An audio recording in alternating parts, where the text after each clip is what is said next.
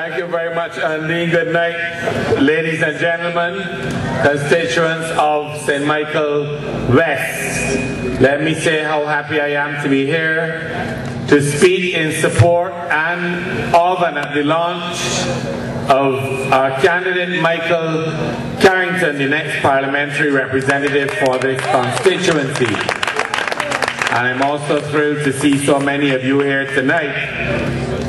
I want to start tonight by complimenting Richard Seeley, the Shadow Minister of Health, who yesterday, in relation to this question of the government building a $700 million new hospital in Barbados, spoke out against it. Now I'm going to monitor the call-in programs this week. I don't normally do it, but I want to see if Barbadians are so gullible as to accept this shameless and barefaced attack on the sensibilities of the people of this country. Every conceivable initiative that this government has undertaken in the area of healthcare in this country has failed miserably since they were elected in 1994. And I would be surprised if Barbadians would buy hook, line and sinker any pledge by this government or by the inept Minister of Health, Jerome Walcott, the idea that they will build a $700 million hospital in Barbados. I want to start first by saying that we all know that if they say 700 million, no, that means that it really costs about 600 million. But that by the time they're finished, it will cost 1.1 billion. That has been the history of this government, and this is no laughing matter. It is something that you, the taxpayers of this country, have to think about and reflect on, because every single capital project that this government has undertaken in the last 10 years, we have had cost overruns in sometimes excess of 40%. But I know of no contracts for any public works in this country that have not had significant cost overruns. And therefore I am saying to the Prime Minister of Barbados, as Richard Seeley said yesterday, we are not going to agree to expenditure of that type until a general election is held in Barbados and the people of Barbados have a say on the performance of this government in relation to the area of health in this country. How could you take up $700 million and put it in the hand of Jerome Walcott? I am saying not a single red cent should be spent by this government in relation to healthcare, least of all $700 million, until the people of Barbados can have a referendum through a general election on the performance of the Minister of Health in this country. So it does not have our support, not because we don't want a new hospital. I am saying to you that the Democratic Labour Party can have that same hospital built for $500 million, and you would not even have one less bed sheet at the end of the day. So this government has run out of ideas in relation to health, housing, education, agriculture, tourism, youth and sports, all areas of national life.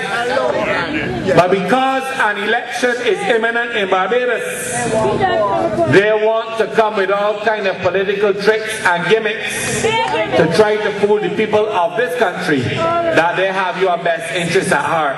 And I want to say to you tonight that as far as I am concerned, The term of office of the Barbados Labour Party government that was elected in 2003 has ended. That term has ended, and they cannot commit the people of Barbados to any additional debt or expenditure without going to the polls in this country and having you, the people of this country, decide whether that is acceptable or not. So let's make that abundantly clear that after racking up $750 million in cost overruns in the past 10 years, if you take each of the projects that they have been involved in and add it up, it comes up to $750 million in taxpayers' money in cost overruns alone.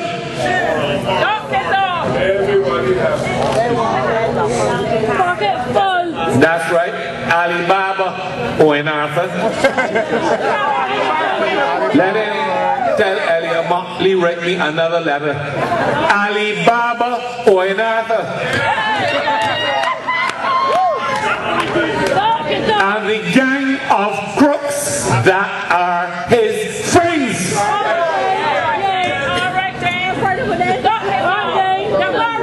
They are not going to have the opportunity to put their hand in any cookie jar or anything else until the people of Barbados have an opportunity to put their votes in a ballot box in Barbados. Not with the support and help of the Democratic Labour Party. So I want to know, where are the studies that have determined that there's a need for a $700 million new hospital in Barbados? I want to know, who are the members of this team headed by Jerome Walker that presided over the destruction of public confidence in the healthcare system, who can now come and inspire the country into believing that they have the solutions to the problems of healthcare in this country. I am saying tonight, as I said before, that Owen Arthur should be ashamed to voice on the people of Barbados who are so frustrated about healthcare and so defenseless in relation to healthcare. Somebody like Jerome Walker, who has done so little to solve the problems either at the Queen Elizabeth Hospital or in relation to the health services in this country. So I am saying we are not sold on this, and we will not be part of any window dressing of the type that you would have seen on television last night or in today's newspaper.